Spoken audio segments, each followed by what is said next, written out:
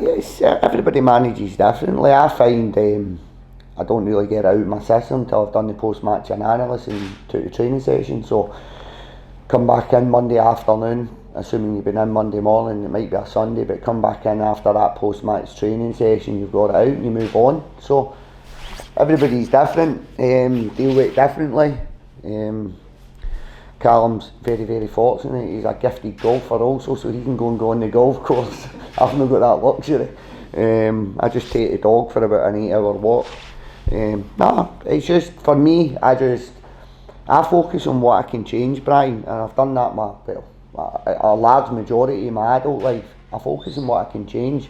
I can't change the past. Saturday's the past. I'm not wasting any more time or energy thinking about it, talking about it. I'm more focused on what's going to happen in the next game. So once I'm able to get that out of my system in terms of speak to the players, watch it back properly, I'm more than happy to go again. I think you've got to channel my energy in the future.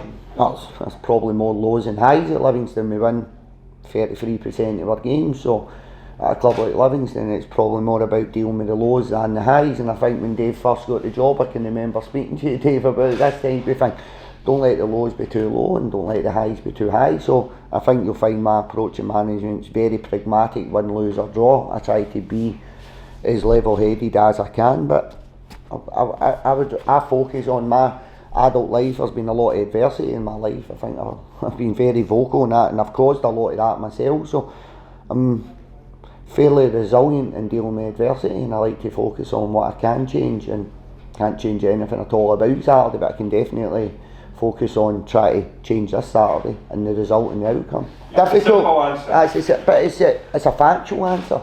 Like, how do you beat Rangers? You're going to need a little bit of luck on the day, but am I correct in saying Michael's record's the exact same as Ange's since Michael took over?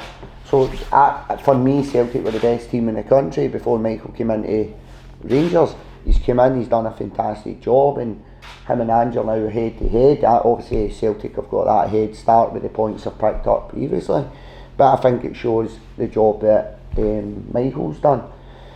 I think anybody at Rangers, when they made the appointment, if you said you're going to be in the Cups, you're going to be unbeaten, including a game against Celtic, I think everybody would have snapped your hands off for that. It could have got a little bit better in terms of the result against Celtic, but it couldn't have been much better than what he's asked for. So he's done an incredible job since he's come in, and it's my job to focus on Livingston and how we can try and take points off Rangers. But it's going to be a lot more difficult than the previous two encounters this season in terms of the style of play. Michael's brought his own identity, one that I'm a little bit familiar with in terms of his DNA was on Rangers with Stephen previously. We played against QPR down there, which I picked up a couple of points as well from Michael, because I think he left the game before, didn't he, before we played him in the friendly, but you could see the similarities in how they press and they're on the ball shape and they're off the ball shape. So I'm well versed in Michael, but it's alright being well versed on it, but it's how you go about stopping it, and I'll have my own game plan going into Saturday's game. I think you change roughly what you're going to try and do within the game. You change the personnel, you change the shape. It depends on the form of the team that's coming here, especially when you're looking at the old firm. So I think there's a huge difference in terms of confidence and momentum with the Rangers team that's going to be turning up this Saturday, opposed to the Rangers team we faced at Ibrox, or the Rangers team we maybe not so much at the start of the season, to be fair. But you've got to try and use that to the best of our capability. So I'll set up in a certain shape, a certain system with certain personnel that I think can go and have an impact in the game. There's huge differences from a Rangers team under Gio and a Rangers team under Michael, and I don't mean that in terms of against each other. It's just different styles of play, different philosophies, and it's up to me to find a way to try and combat with Michael bringing his team to Livingston. I honestly, where it was, again, playing a championship team on Saturday, playing somebody bottom of the Premier League, or playing Mick, or playing Ange, it doesn't change. My preparation going into this game is no reflection on what happened last Saturday. Personnel, potentially, because for me a manager's a way in the team and there's a way out of the team. So personnel, potentially. Shape, potentially, but it doesn't matter who the opponents are. My approach isn't going to change in terms of last week, what we done last week. The personnel may change because of performance levels, but really that's the only change Saturday's going to have an influence on. I don't. I think we were a wee bit unlucky in the first game, if I'm honest. Again, Ibrox, could we have took a wee bit more for the game? I think we could have, but we were lucky potentially to come out of the game with a point at the end when we were down to 10 men. I think we were again. Lundstrom had a huge chance late on in the game. That could have changed the game in their favour. So a wee bit unfortunate the first game, little bit fortunate the second game. So no, I don't think we owe them anything. Saturday I take it in isolation. I generally, I know I had a laugh there, but I generally don't use previous games as any kind of yardstick going into this game. A little bit, and that's, for me as a manager, that's one of the things that I really enjoy. That's part of the game that I enjoy, looking at the tactical side of the game and how do we approach it, digressing, dissecting the opponents. So personally I look at that. Joe probably gets a wee bit more space, but he's maybe not playing against a team in a mid block or a low block. They've got a lot of possession, so naturally their on the ball shape's different from their off the ball shape. They're going to dominate the ball for large majorities of the game, like let's say 2/3 of the game. So they're going to have a more on the ball shape than what they've got an off the ball shape, which naturally then opens up a lot more of the game for Joe, and that suits Joe. So, and it suits other players within the team as well. So it's not just Joe that kind of shape suits.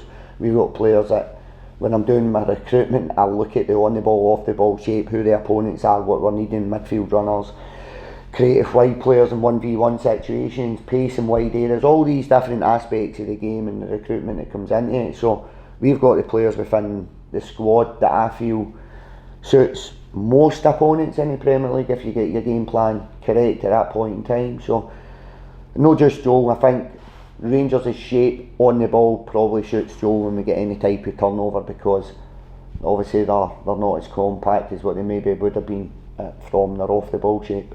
I think Partick played it very well. I think Ian was very brave.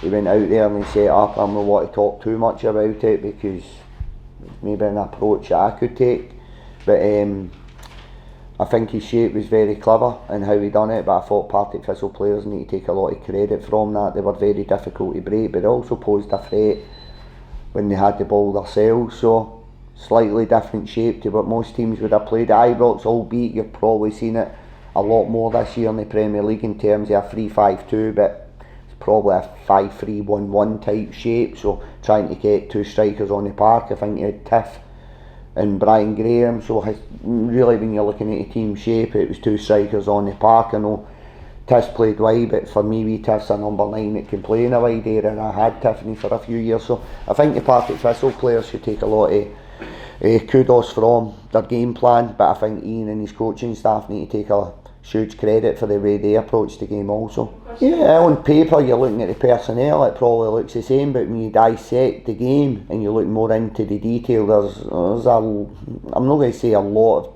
of changes, but there is big differences, key differences. There's a lot, the attention to detail in certain areas of the park. I can see what Michael's trying to do opposed to what I would say Gio was doing, and that just comes from two different styles of management. I'm fortunate that I think this Rangers teams are not too dissimilar to what they've been under Stephen when Mick had a huge influence on the coaching at that point, so it's not too dissimilar. Look back at when we played QPR, it was only 90 minutes, but I could still see that was a Mick Beale team going into Saturday's game. I would like to think that we understand how Rangers are going to approach the game, but Michael will have a few things up his sleeve, no doubt, and he's got something. I think they've recruited very well in the January window. They brought some really creative players into the building, and that's going to be a test for my players and myself. Brucey probably he'll train tomorrow. It's a knock, but he might be okay for the game. There's no really Jamie Brandon's back training with the first team now, so it's only really Tom Parts, and Brucey's got a slight knock, but I think he should be okay for the game.